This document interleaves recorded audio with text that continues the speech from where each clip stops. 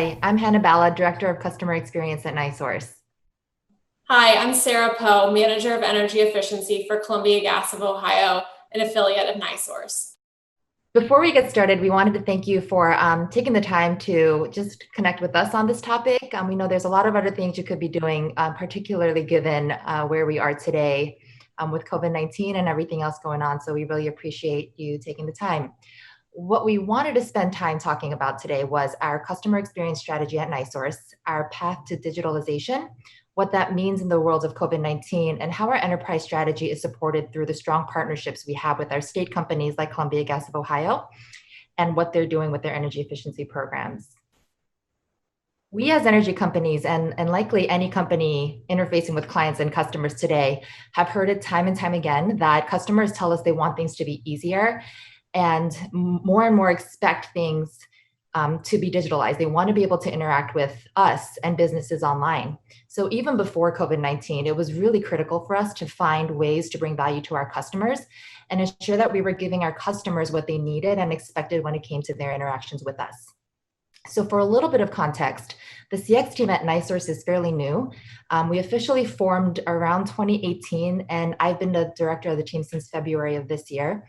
So we spent the first few months of the year building our strategy and our roadmap, looking at customer expectations, really leveraging the voice of customer work that our customer insights team does, along with looking at inside the industry and outside industry trends and expectations that our customers have. So going into 2020, as we were building our CX strategy and our roadmap, we had a very high level and still are focused on improving 3 key areas across 5 journeys. So if you picture our journeys as 5 pillars, they're receive and pay bill, outage, service request management, account changes, and energy usage. And that's probably not different than any other utility out there because we know what interactions are important to our customers and what they come to us for time and time again. And then the 3 areas that we're focused on improving across all of those journeys are digital self-service. So making sure that our customers can conduct business with us online, and not just for point solutions, but end-to-end business with us online. Looking at employee experience. So we know that our employee experiences are very important and that their experience and their satisfaction really drives the customer experience as well. And then the third piece we're looking at is channel experience alignment. And essentially that's omni-channel. It's making sure that no matter what channel the customer chooses to interact with us on, that experience is consistent and they don't feel a gap in the experience, whether they choose to call or come to us online or even use the IVR. Even in the midst of COVID-19, we've remained focused on building our journey management practice and road mapping the work and improvements we'll be making across all of those journeys, all while we've continued to make improvements to our customers' digital experience through our agile product lines. So we've got a team working on web and payment improvements and basically pushing out releases every single month. So in addition to all the journey work we're doing, we do have an execution team working on those improvements. And as we were building our multi-year roadmap this year, one of our key inputs was the voice of our customer. So in addition to surveys and ongoing customer feedback, we engaged customers very specifically on what they wanted from us in order to infuse the voice of customer into our strategy. And that direct feedback is essentially what helped inform our roadmap. And one of the top 5 options, tools, and enhancements that our customers said they wanted was regarding energy usage. So in addition to monitoring energy usage, our customers want to hear about any and all programs that they qualify for and rank that as their second highest capability that they'd want among the items that we shared with them. As Hannah mentioned, customers are interested in information on energy efficiency and how they can manage their energy. And at Columbia Gas of Ohio, we offer a variety of energy efficiency programs to help our customers save energy and be more efficient with their natural gas usage. Our first energy efficiency program started in the 1980s with our Warm Choice program, which serves our income qualified customers. And since then, we've expanded our portfolio to 11 various energy efficiency programs to help serve each of our customers with energy efficiency services.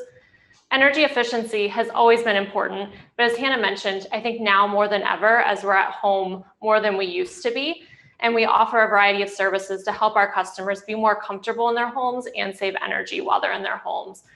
Some of the services that we offer to our customers continue to include low-income weatherization through our Warm Choice program.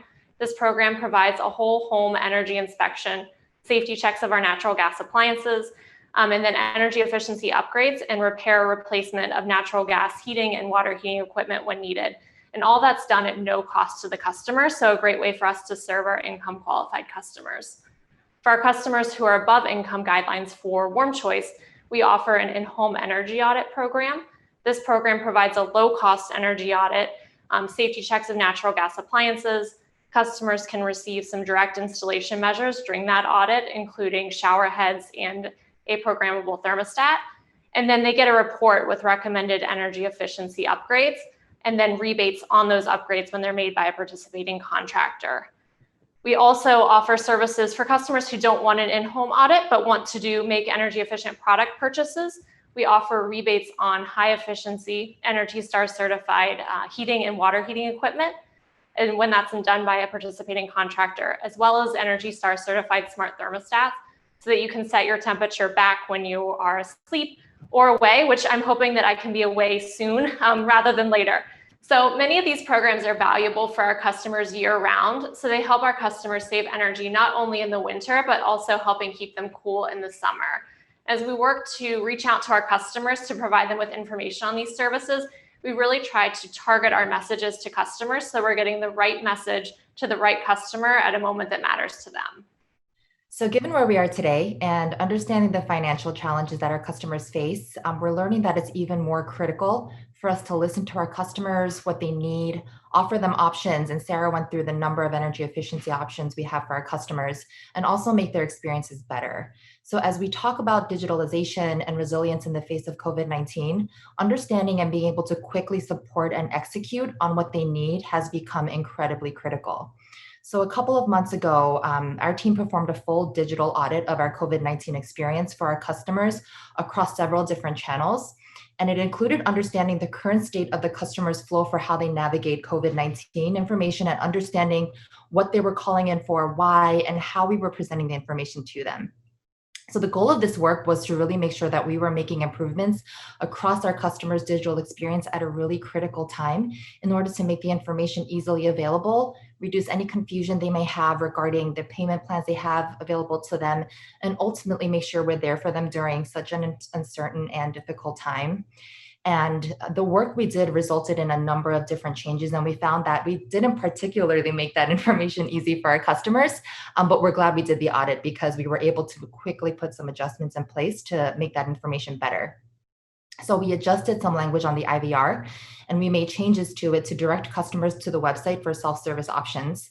We organized the resources and information on the website into categories that we knew were more important to our customers based on what they were calling for and how they were navigating the website. So for example, we knew that every single customer who was calling regarding COVID-19 were asking about payment plans or assistant options, and 10% of those were also asking about shutoff. So we organized that information and prioritized those topics on the website so that customers were presented with that as soon as they came to the COVID-19 resource page. We also made the flow of information a lot easier, so fewer clicks to the information that they wanted. And then we targeted communications to customers who we thought were qualified for the payment plan programs that we were putting out for COVID-19.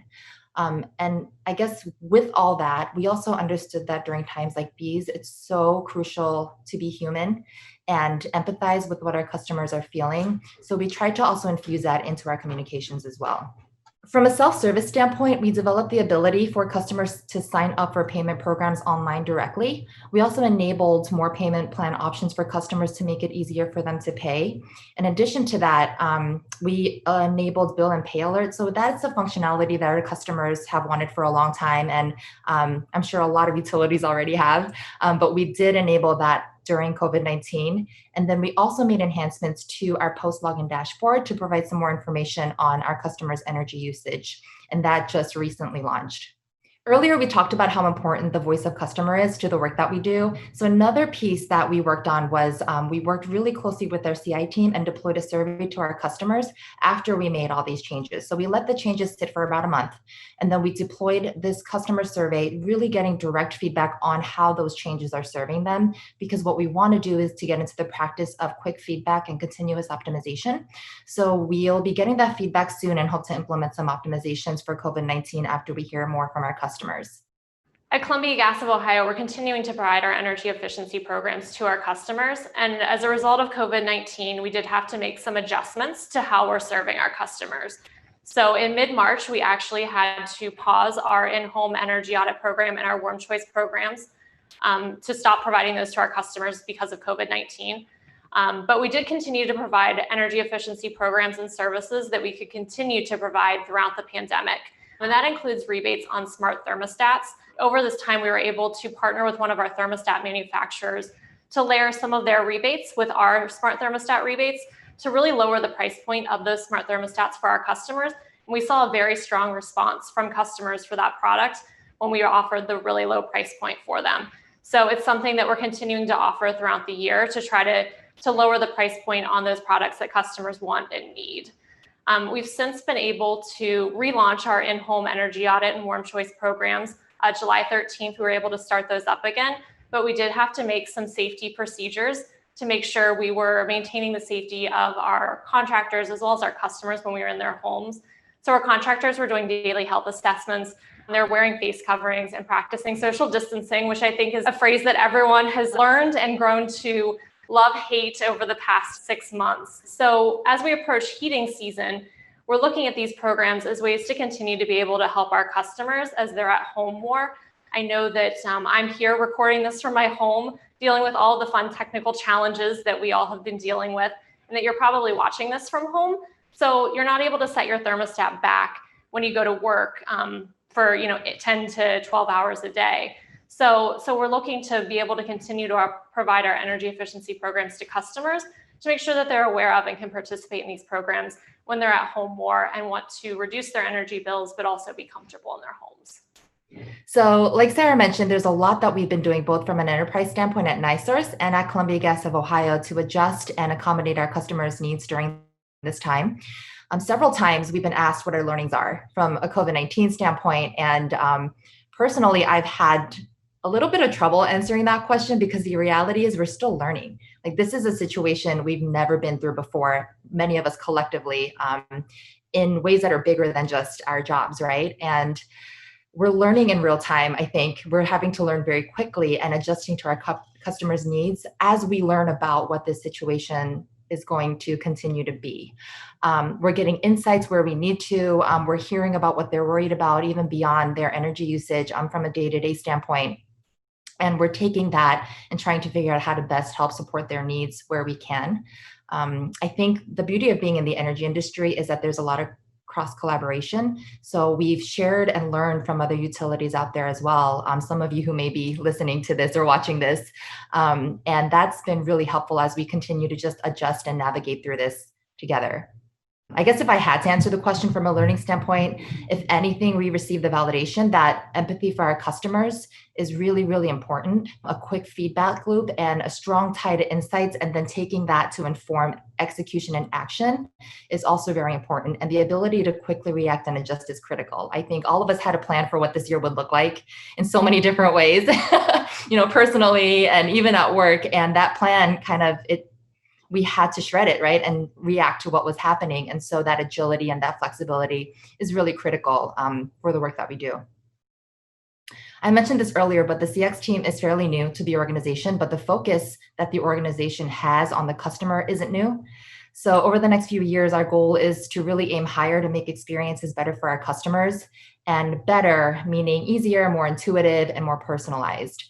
And something that we're also very aware of is that though we may not know by how much yet, this year is going to have a lasting impact for us and for our customers. And so we learned a lot about the criticality of speed to delivery and the cycles of continuous improvement and infusing the voice of customer into our work diligently, which I think will continue to refine and leverage as we look to make our customers' experiences better into the future. Thank you so much to Bidgely for having us here to speak on energy efficiency and customer experience and how we're working together. And thank you for joining us today. Thanks, everybody. Thank you, Hannah and Sarah. Got you both on video now. Excellent. Well, I appreciate it. And I think oftentimes we tend to overlook the fact that sometimes customer programs can take 2 years or so to go through the regulatory paces. So to actually be able to quickly adapt this year is no small feat. So appreciate all the efforts that you've put in, and it's quite impressive. I have a couple questions here for you. One is from Norio, who I believe is with Mitsubishi. And Hanna, I'll give it to you. It's a big picture question, and so good luck tackling it. But the question is how you manage the balance, or more specifically, how NiSource and its utilities manage the balance between energy efficiency, decreasing customer usage, obviously, and corporate sales or volumetric energy sales. So a little bit of a decoupling question here for you, but probably helpful for the audience that isn't familiar with that concept. Yeah, sure. And I guess before I answer that, that problem may not be a problem we run into only because we're a natural gas distributor. So it's not directly related to usage. In fact, John presented on this earlier, but we actually see gains if we do promote energy efficiency and savings with customer satisfaction and customer engagement. And especially now as we do our COVID-19 research, customers want to know payment plans, but they also want to know savings too. So for us, those two, there isn't a conflict for our business, at least with that. So I may not be the best to answer that question. But for what we do look at is what are the things we need to do and put in place so that our business is sustainable and can grow into the future, and delivering good customer experiences and making things as easy as possible it's one of the key levers that we're looking at. Great. And Sarah, do you want to say anything on that topic in particular? Yeah, I think Hanna hit on it, that, serving our customers and providing energy efficiency and ways for customers to manage their energy usage has been kind of core of what we do at Columbia. I mean, obviously we're a natural gas distribution company, but we've been providing these programs, at least in Ohio, as I mentioned, since the 1980s. And then in Ohio specifically, we have a straight fixed variable rate structure. So Colin, I think you mentioned the decoupling aspect. So we do have a different rate structure for our residential customers that takes our fixed costs away from our variable costs that are associated with usage. Great, appreciate it. So as John mentioned earlier in his presentation about this correlation between customer satisfaction and customer programs, energy efficiency programs specifically, obviously your businesses have done a nice job addressing that opportunity area, we'll call it. But you're in the gas business, right? Customer safety is a priority. And just wondering, as we kind of navigate changing communication strategies, a lot of do-it-yourselfers at home like myself trying to occupy their free time with home projects, how you as a company have continued to kind of keep customer safety front and center in your messaging. Yeah, so safety, I think, is one of those things that's assumed for a lot of our customers, we learned. And so the way we brought it up has been delicate, because I think if you bring it up the wrong way, then it becomes a concern, right? And they're like, oh, is that something we have to worry about? Whereas it generally is a baseline assumption, safety and reliability that our customers have. At least within the state of COVID-19, what we really looked at was bringing the human side of our voice back into the picture. So John mentioned this too, about being more engaging and intentional with the message we share. And so we really looked at our messaging, and what you'll see a lot kind of peppered throughout is we're here for you. So you're not going through this alone. We're all in this together. And here are the things and steps that we're taking from a safety standpoint to make sure you're safe. But the other piece of that is we're partners in safety, right? So there are things that the utility can do, but there's also things that we want to make sure we educate our customers on what they need to do. And so we've started to kind of put out that type of like joint partnership messaging out there to say we're doing this together and we're here for you during these tough times, and making sure that the way that it's positioned and the tone of that also feels more welcoming and safe rather than transactional as it may have been a couple of years ago. Yeah, great answer. Sarah, anything to add? No, I don't think so. For energy efficiency, we've just really been working to incorporate safety messaging into our programs that are a higher customer touch point. So as I mentioned, for our in-home audit programs, where we're letting customers know what we're going to be doing before we come into their homes, and trying to really communicate with them so that they know what to expect when we come into their homes, since it is a little bit different. But I think it's a lot of what a lot of utilities, I think everyone on this call is probably doing with safety checks, doing the personal safety check or a health assessment before you go into the customer's homes. We're wearing face masks, and then we are asking customers to social distance or physical distance, so that we can keep everybody safe while we're still continuing to enter their homes for energy efficiency. Great. I have another question here. I'm just reading them in real time, so bear with me here.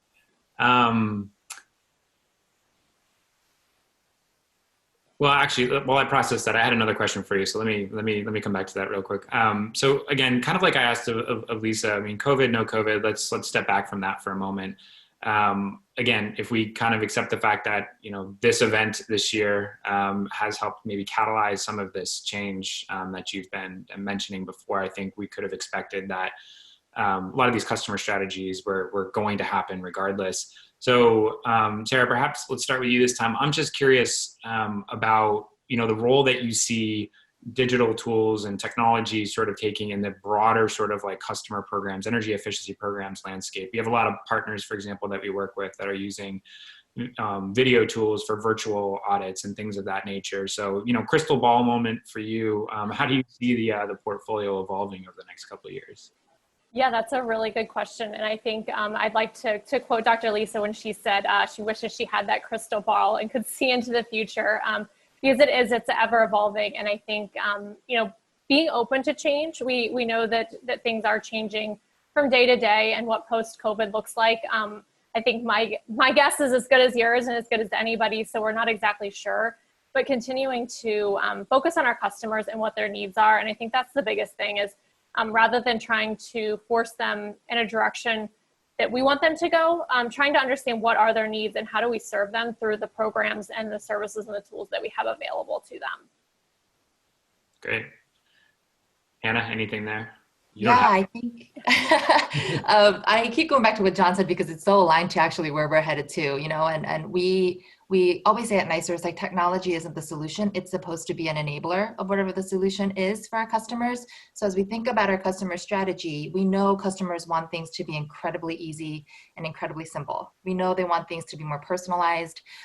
We know they want us to be more human, and they want to be able to trust us, or we want them to trust us too.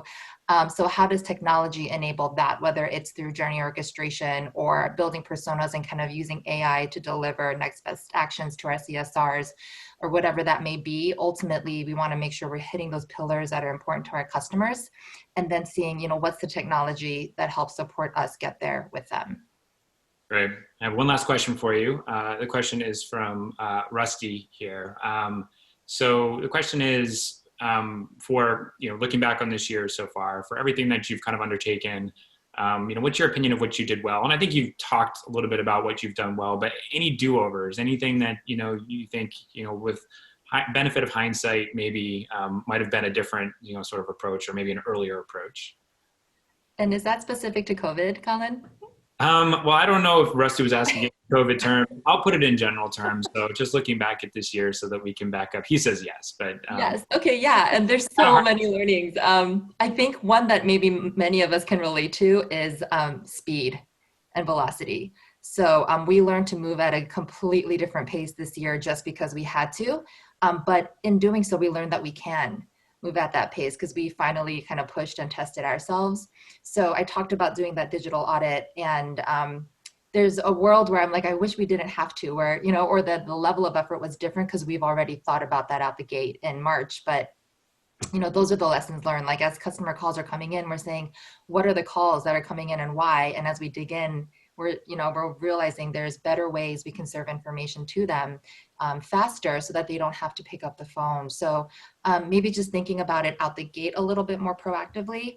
And then an ongoing learning for us, honestly, is data integrity and where it's coming from and how quickly we can pull it and the accuracy of that. And that's something that is much bigger than this conversation and something we're still solving for. But I think in the middle of all this, we're learning how critical data is. Excellent. Sarah, you get to send us off. Anything? Gosh, that was a tough question, Rusty. So thanks for posing it at the end. No, I think, as I mentioned earlier, I think just continuing to learn and be flexible. For us, we did have to do some shifts, as I mentioned, with our in-home audit programs pausing. And I think just having the ability to be able to react to what was happening, because I don't think any of us knew what to expect. I will be honest, when they told me I was working from home in March, I thought I was coming back in a couple of weeks, and I am still at home and haven't been back to the office since. So I think I think what we did well was we learned to be flexible and knowing that we didn't have all the answers or know what was going to happen, but being able to react to what was happening and be flexible and do what was best for our customers. Great. Well, thank you to both of you. Really appreciate the support in this and the hard work. And the NiSource / Columbia Gas of Ohio team have always shown the Bidgely family great hospitality. So we're looking forward to getting back to seeing you again sometime in the near future here. So thank you again. Yeah, we are too. Thank you. Yeah, looking forward to seeing you in person, hopefully in 2021. Fingers crossed. Thank you. Take care.